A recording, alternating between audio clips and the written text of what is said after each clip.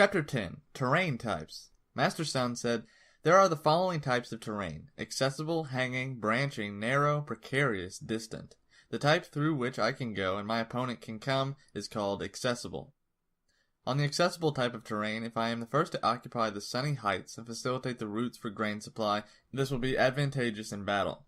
The type through which I can go, but from which it is difficult to return, is called hanging.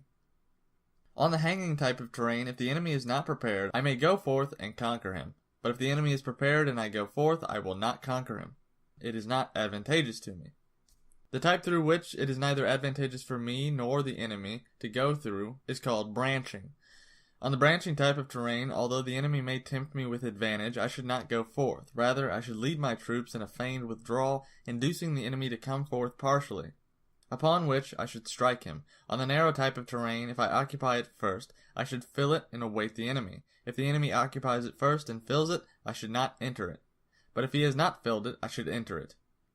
On the precarious type of terrain, if I occupy it first, I should occupy the sunny heights and await the enemy. If the enemy occupies it first, I should lead my troops in withdrawal and not enter it.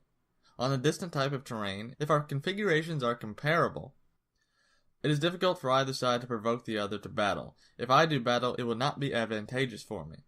These 6 cases are all illustrations of the way of utilizing the terrain.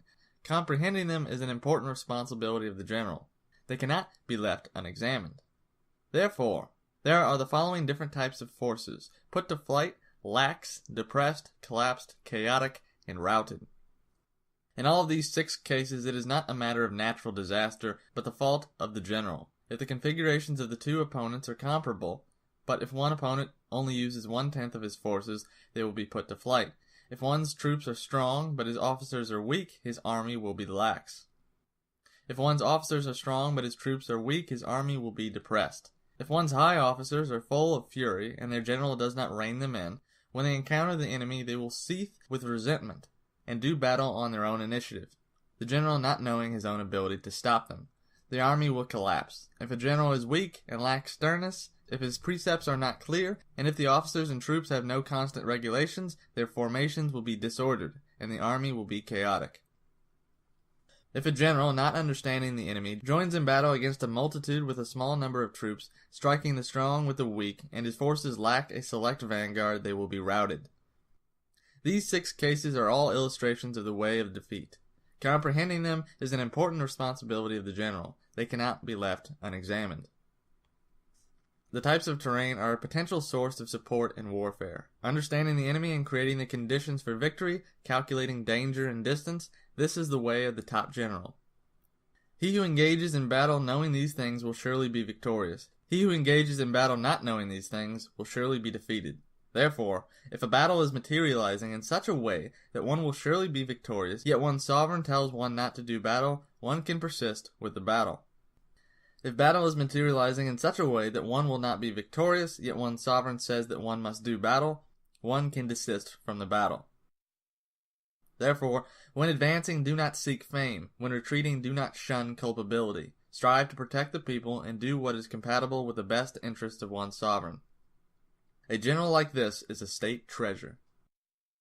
Look upon the troops as infants, therefore you will be able to lead them through deep ravines. Look upon the troops as beloved sons, therefore you will be able to have them follow you to the death. But if you are overly generous to the troops, you will not be able to depute them. If you dote upon the troops, you will not be able to order them. If you let them behave without discipline, you will not be able to control them. Like spoiled children, such troops cannot be used. If I only know that my troops can strike, but do not know that the enemy cannot be struck, I have only fulfilled half the conditions for victory. If I know that the enemy can be struck, and I know that my troops can strike, but do not know the type of terrain is such that I cannot do battle on, I have only fulfilled half the conditions for battle. Therefore, he who knows warfare moves without confusion, acts without constraint. And therefore, it is said, if you know your opponent and you know yourself, victory will not be at risk. If you know heaven and you know earth, your victories will be unlimited. End of chapter 10.